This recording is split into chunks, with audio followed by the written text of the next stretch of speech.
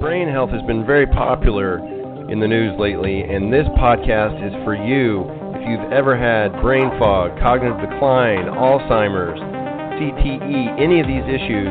This is the podcast where we're going to jump into the latest research from Dr. Dale Bredesen, Dr. Daniel Amen, Dave Asprey of the Bulletproof Diet, so many other people, all the minds that are really out there paving the way, blazing a path for new research, new strategies that are actually working to get your brain optimized and working at its highest level. The Brain Builders podcast is just for you. So get a notebook, get a pen, and get ready to open up your mind and get back to the person that you were meant to be.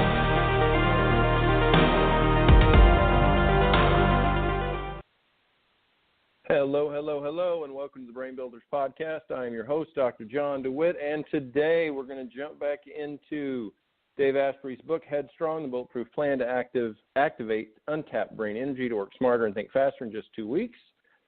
And we're back to caprylic acid and some different studies about how amazing this is for brain health. Now, a recent groundbreaking study looked at the effects of intermittent fasting with coconut oil versus the effects of intermittent fasting with two subtypes of MCTs, medium-chain triglycerides. The ones found in XCT oil. Now, when subjects fasted and then consumed coconut oil, their ketone levels remained static. The coconut oil did not raise their ketone levels at all compared to fasting. When they fasted and then consumed a combination of coconut oil and other MCTs, their ketone levels went up slightly. But they got by far the biggest boost in ketones after fasting and then consuming Brain Octane oil. The most important thing about Brain Octane oil is that it will raise your ketones even if you are eating carbs. Until now, you would have to go on a low-carb diet for 4 days to get the type of ketone energy you get when you add Brain Octane oil to whatever food is on your plate or in your coffee. So don't fall for the marketing hype and eat coconut oil because it's a good source of MCTs. It's not. But it is a great source of saturated fats. A lot of people will skimp on their bulletproof coffee by adding coconut oil or generic MCTs.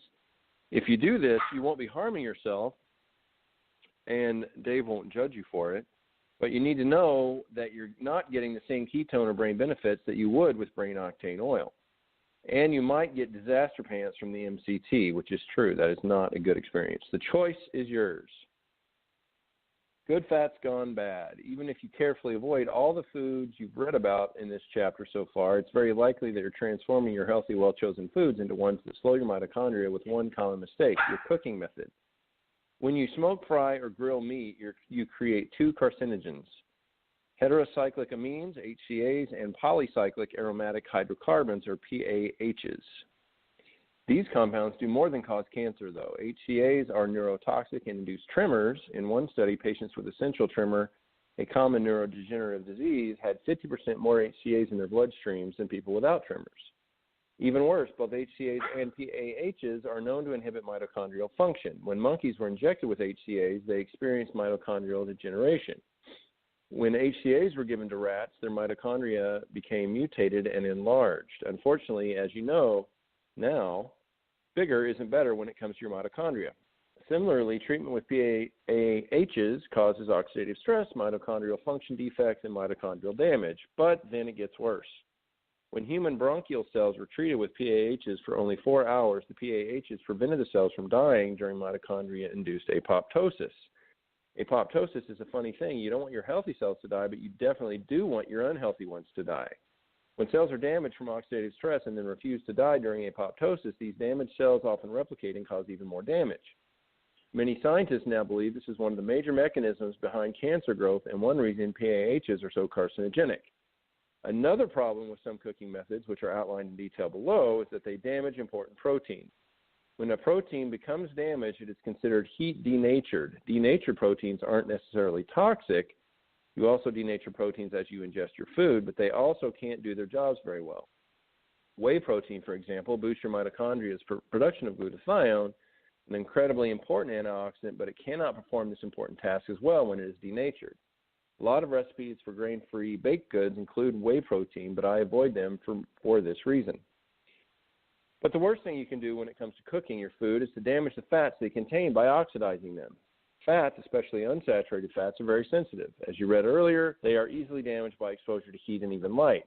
Below, he discusses specific cooking methods that cause these problems. But first, let's take a look at what these damaged fats do to your body. When you consume damaged fats, your body still uses them to create cell membranes. As you know, your brain is made mostly of fat. Your myelin is made mostly of fat. Your hormones are made mostly of fat, and your mitochondria rely on fat to function. When the cell membranes in your brain and the rest of your body are made of damaged fats, they are less flexible and less functional. Your neurons can't send or receive messages as efficiently, and your mitochondria start to degrade. Oxidized fats also disrupt hormone and neurotransmitter signaling. One way they do this is by producing excessive amounts of glutamate, the same excitatory neurotransmitter in MSG that can cause neurons to die from excitotoxicity. But the biggest problem with oxidized fats is that they are highly inflammatory. Every time a damaged fat molecule is used as a building block in the body, it creates oxidative stress. As you read in Chapter 5, polyunsaturated fats are the type of fats that are most easily damaged. When heated, these oils produce compounds called dicarbonyls that are particularly toxic to the brain. They damage mitochondria and cause oxidative stress. Dicarbonyls are also precursors to advanced glycation end products, or AGE, which, as you heard earlier, cause inflammation and further compound oxidative stress. This is probably one of the main reasons that Dave started to feel so lousy after losing 50 pounds on a low-carb, high-fat ketogenic diet.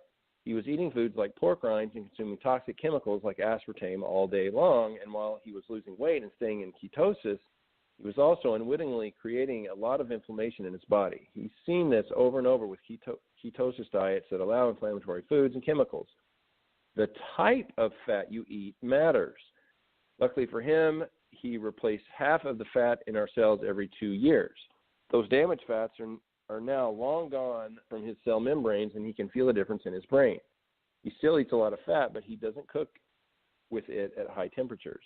When he does cook with fat, he uses lower temperatures, water or steam, and a lot of antioxidant spices to counteract the oxidative stress. This is something that not many people think about, but that can make a huge difference in your daily performance. Here are some of the top offenders when it comes to cooking fats. Frying, whether it's French fries, fried chicken, fried fish, or fried Snicker bars, anything fried is full of damaged fats.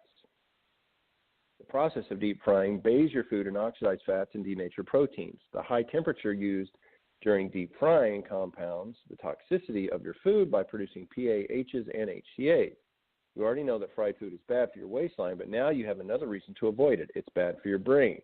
It's worse if you're eating restaurant fried food because they use the same oil for longer periods, and it gets increasingly damaged as time goes on. Safflower and sunflower oils. Safflower oil is heated to high temperatures to isolate the oil, but this oxidizes the fragile compounds in the oils. Sunflower oil has the same problem as safflower oil, but it is even more prone to oxidation, and it has a lower smoke point. This pretty much guarantees that the sunflower oil you eat is oxidized even before you cook with it. Avoid both of these oils. Safflower and sunflower oils are no-nos. Vegetable oils, soy oil, corn oil, and trans fats. Hopefully you already know to stay away from these types of fats. The fact that they're so easily oxidized is just one more reason. Soybean oil turns on your genes for inflammation and interferes with mitochondrial function. In rats, corn oil suppresses mitochondria and is linked to colon cancer. Use grass-fed butter instead. This one's hard for me, the next one. Barbecued meat. You didn't feel foggy and hungover after your 4th of July barbecue just because of the margaritas you drank. When the fats in your delicious meat hit the open flame, they were converted into carcinogenic and inflammatory HCAs and PAHs. Most barbecue sauces are also full of sugar. You'll perform better all summer long if you forgo eating charred meat. If you're going to grill, wrap your meat in foil first. Vegetarian omega-3s, healthy fat or not? Dave has nothing against vegans or vegetarians. He was a raw vegan himself for a period of time, but after being on that diet for a while, his brain function really began to suffer, and his lack of sufficient EPA and DHA, the two types of omega-3 fatty acids that your brain eats most, was probably one reason why. EPA and DHA are found exclusively in seafood and marine algae. Many vegetarians try to meet their omega-3 needs by supplementing with alpha-linoleic acid, which is a precursor to both EPA and DHA.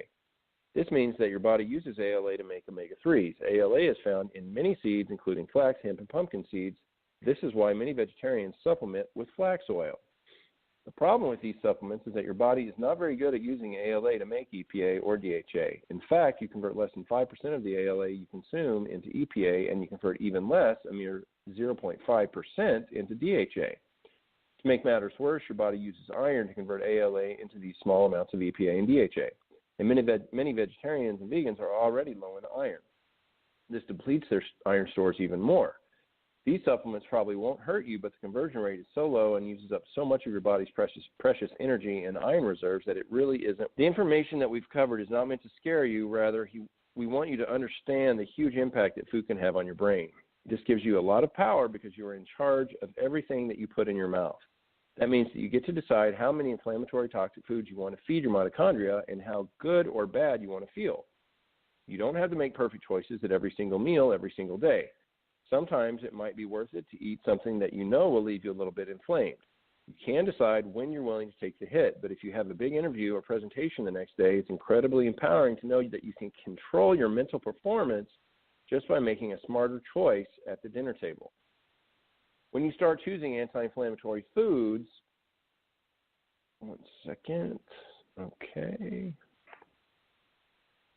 that are unlikely to be contaminated with chemical or naturally occurring toxins, you will feel an immediate difference in your mental performance and clarity. This is one of the most important steps to becoming headstrong. Don't forget these three things. Dairy protein, gluten, trans fats, and vegetable oils cause inflammation in everyone. Mold toxins are particularly toxic to your mitochondria and are commonly found in grains, coffee, dried fruit, wine, beer, chocolate, nuts, and corn. You can damage healthy fats by cooking them at high temperatures. This makes them toxic. So here are the three things you need to do right now. Stop using artificial sweeteners. They are toxic to your mitochondria even in small amounts. While you're at it, cut down on your sugar intake, particularly that fructose found in fruit juice and high fructose corn syrup. Never eat fried food. Frying damages fats and makes them toxic. Buy organic produce whenever possible, as GMOs are commonly sprayed with toxic pesticides, aka Roundup Ready. Now, avoid toxins and improve your body's detox systems. The term detox has become ubiquitous in health and wellness circles in recent years, and it's often invoked to describe an array of sometimes bizarre diet regimens that promise big results. But what is detoxing? And just what kinds of toxins are hanging around in our bodies? Detoxing can take many forms, but when done correctly, it is an essential part of any routine because of the impact that toxins can have on your brain. Detoxing is especially important when it comes to optimizing brain performance. The truth is, the body has its own innate detox system and is able to remove some toxins on its own, but it would be naive to assume that our bodies can process and completely remove all of the chemicals we are exposed to daily. From naturally occurring environmental toxins like mold to man-made toxins like lead-based paint, we are assaulted by a greater number of hazardous substances than our bodies can reasonably handle. Unfortunately, removing these toxins from your life isn't as easy as simply avoiding the foods you read about earlier. Your body is assaulted with a daily dose of toxins from non-food sources as well. They can be found in the air you breathe, the nooks and crannies of your home, and even your medicine cabinet. You likely aren't even aware of their presence, but your brain certainly is because these toxins stress your mitochondria. Of course, in every area of life, there's good stress and bad stress. Sometimes the saying is true, what doesn't kill you makes you stronger. We learn new things during times of mental stress. Our muscles grow when we exert the right kind of physical stress. And when it comes to the brain, the right kinds of stress can help to strengthen mitochondria, fuel mitochondrial growth, and kill off damaged mitochondria that are no longer useful. But when toxins stress your mitochondria the wrong way, nothing good happens. Toxic stress does not lead to growth or renewal, just the opposite. It kills or damages healthy mitochondria. We're going to talk more about mitochondria next time and even more about environmental mold. Isn't that exciting? So that is it for this episode of the Brain Builders podcast. Thanks for listening. And we are still accepting new registrants for the Brain Builders Masterclass that will start on November 16th. It will be a series of hour-long discussions on Fridays at 6 p.m., and we will also at the end email all classes to anyone in attendance in case you can't get on Facebook for some reason. I'm really excited. Appreciate you listening. Share with your friends so we can get more people on here learning how to optimize their brain function and to become superhuman. I am your host, Dr. John DeWitt, and thanks again for listening to the Brain Builders podcast.